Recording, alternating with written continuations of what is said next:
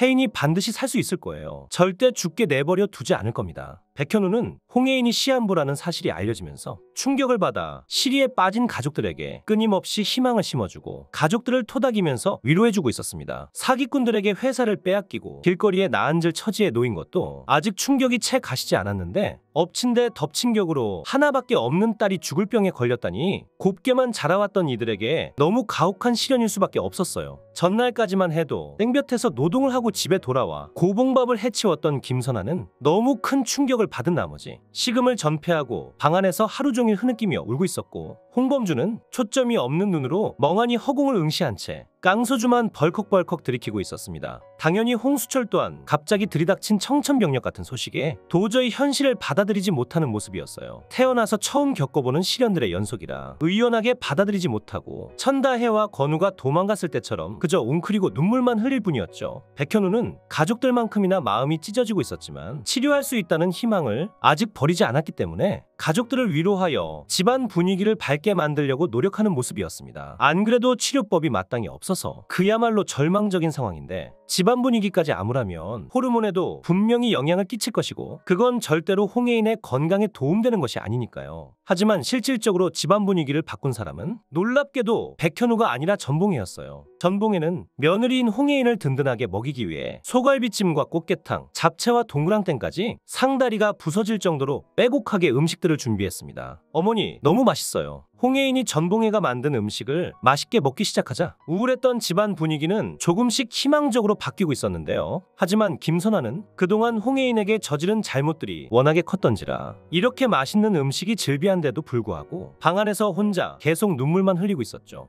혼자 있는 김선아가 걱정됐는지 방 안으로 들어가서 김선아에게 식사를 권유하는 백현우. 어머님, 혜인이 제가 반드시 살릴 거니까 너무 걱정하지 마세요. 다 같이 씩씩한 모습을 보여줘야 혜인이도 씩씩하게 이겨내죠. 그렇게 백현우의 설득으로 방 안에 박혀있던 김선아도 상 앞으로 위치하고 정성스럽게 준비된 음식들을 맛있게 먹기 시작하는데요. 그런데 바로 그때 평화로운 밥상에서 홍혜인이 느닷없이 던진 한마디가 간신히 안정을 찾은 가족들을 그야말로 충격에 빠뜨리고 맙니다. 나 이제 치료 안 받을 거예요. 병원 가도 맨날 가망 없다는 말만 하는데 가서 뭐 하겠어요. 그러자 곧바로 숟가락을 내려놓더니 울먹이면서 홍혜인을 설득하는 김선아. 혜인아, 그게 무슨 소리야. 그래도 병원은 무조건 가봐야지. 사람 일은 모르는 거라고. 김선아는 불과 하루 전까지만 하더라도 네 아빠랑 수철이 다 제끼고 회장 자리 차지하려고 윤은성이랑 짜고 친판이냐며 가시도친 말을 내뱉었었지만 딸이 죽을 병에 걸렸다는 사실을 알고 나서야 제정신을 찾은 듯한 모습이었습니다. 아무리 홍수환이 죽은 게 슬퍼도 그렇지 그동안 홍혜인에게 너무하긴 했죠. 옆에 있던 백현우도 당연히 안 될 소리라며 김선아를 거두는데요. 그건 안 돼. 설령 백혈구 수치가 그대로라고 해도 해볼 수 있는 건 다 해봐야지. 제발 포기하지 말자 혜인아. 그래 혜인아, 아빠가 이렇게 부탁할게. 제발 할 수 있는 데까지 최선을 다해보자. 그런데 바로 그때 침묵을 지키고 있던 백현우의 핸드폰이 갑자기 요란스럽게 울리기 시작합니다. 여보세요, 백현우입니다. 아, 네 백현우씨. 지금 어떤 분이 백현우씨를 만나겠다고 퀸즈그룹 데스크에 와 계십니다. 백현우는 윤은성의 꼬장으로 직위해제를 당하면서 마땅한 직책이 없는 상태였는데 도대체 누가 자신을 만나자고 하는 건지 전혀 감을 잡지 못했지만 직접 회사까지 찾아왔다고 하니 하는 수 없이 데스크로 향하는데요. 그런데 놀랍게도 백현우를 찾아온 사람은 홍만대의 병실에 있던 간병인이었습니다. 모슬이 여사가 건장한 남자들을 대거 대동하고 나타나서 홍만대를 다른 병원으로 순식간에 이송해 갔는데 그녀가 병실 안으로 들어오기 직전에 홍만대가 모슬이라는 사실을 눈치채고 간병인에게 도와달라고 간절히 부탁했던 것이었어요. 간병인은 자신에게 도와달라고 했던 사람이 퀸즈그룹의 전 회장이라는 사실을 알고 있었기 때문에 쓸데없이 허튼 소리를 하는 건 아닐 거라고 생각했고 경찰에 신고를 해볼 생각도 했는데요. 하지만 괜히 경찰에 신고했다가 인력사무소에 개인정보가 다 등록되어 있는데 모슬이에게 사적으로 보복을 당할 것을 두려워하여 경찰이 아닌 가족에게 알리기로 결심한 것이었습니다. 뉴스 기사로 접해서 백현우가 홍만 대회장의 사위라는 사실은 익히 알고 있었으니까요. 그게 정말인가요? 할아버님께서 도와달라고 하셨다 이 말씀이죠? 백현우는 간병인의 생생한 증언을 전해 듣고 나서야 자신이 생각했던 것보다 상황이 심각하다는 사실을 깨달았습니다. 모슬이가 원하는 대로 홍만대가 의식이 없다면 아무런 문제가 없겠지만 의식이 돌아왔다면 즉시 법정 대리권한이 상실되면서 주식 이결권에 대한 권리 논리가 증발될 것이기 때문에 홍만대에게 무슨 짓을 저지를지 모르는 상황이었거든요. 결국 백현우는 곧바로 경찰에 이 사실을 신고했고 경찰들과 함께 모수리와 홍만대가 있는 병원으로 향하는데요. 하지만 모수리는 홍만대가 쓸데없이 입을 놀려서 자신의 범행이 들통날 것을 두려워하여 의식이 돌아온 홍만대에게 또다시 약물을 주입했고 의식이 없는 상태로 만들어버린 후였습니다. 홍만대의 의식이 말짱해야 모수리가 홍만대를 죽이려 했다는 사실도 조사를 진행해 볼 수가 있을 텐데 또다시 모수리의 법정 대리권한이 발동되면서 아무것도 해보지 못하는 상황이 된 것이죠. 도대체 어떻게 할아버님을 구해야 할까? 그렇게 머리를 싸매고 고민을 거듭한 끝에 백현우가 도달한 결론은 딱 하나였어요. 법이라는 틀에 가로막혀서 경찰이 홍만대를 구할 수가 없다면 자신이 직접 홍만대를 구출하는 것.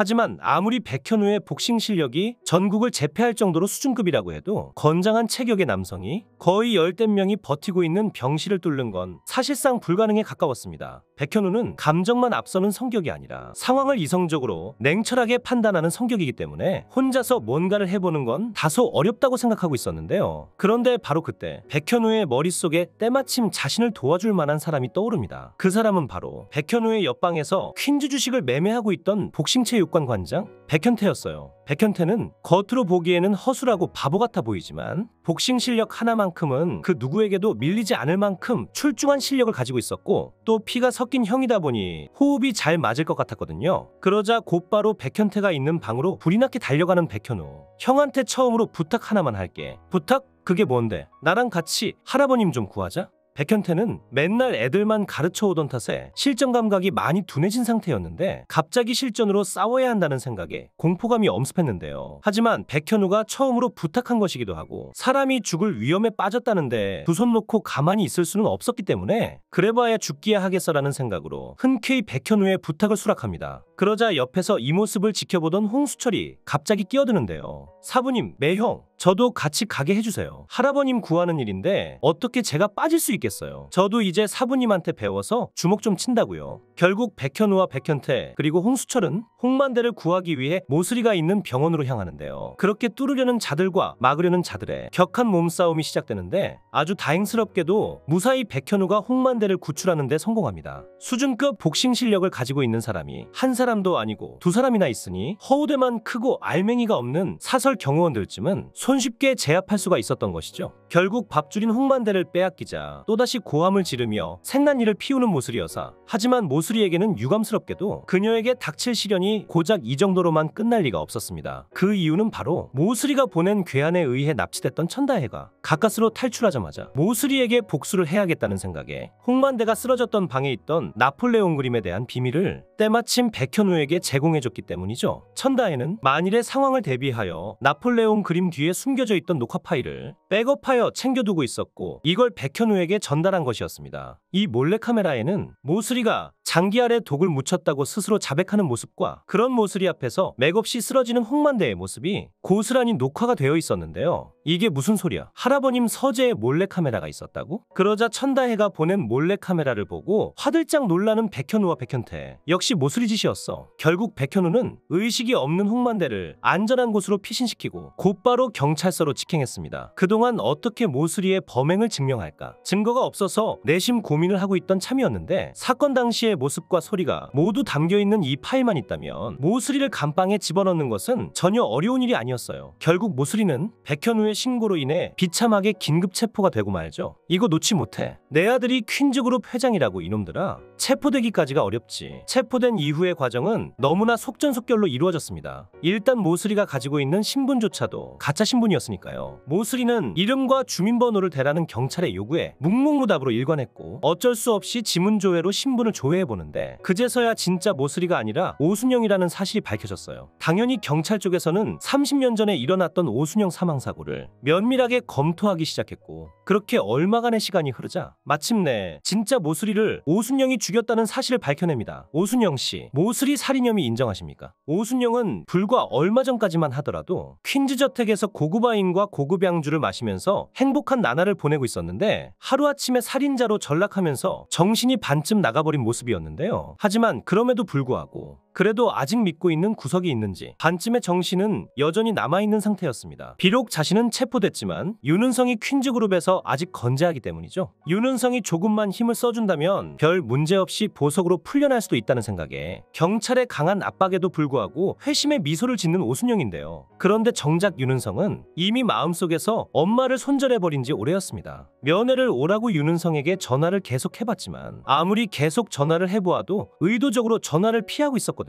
오순영이 하도 난리를 피우니까 결국 경찰이 직접 대신 윤은성에게 연락을 하는데요. 윤은성이 경찰에게 던진 한마디는 모두를 충격에 빠뜨리게 되죠. 윤은성 씨, 오순영 씨가 윤은성 씨에게 면회 좀 와달라고 간절하게 요청하고 있습니다. 오순영 씨요, 저는 모르는 사람입니다. 구독과 좋아요는 제가 영상을 제작하는데 큰 힘이 됩니다.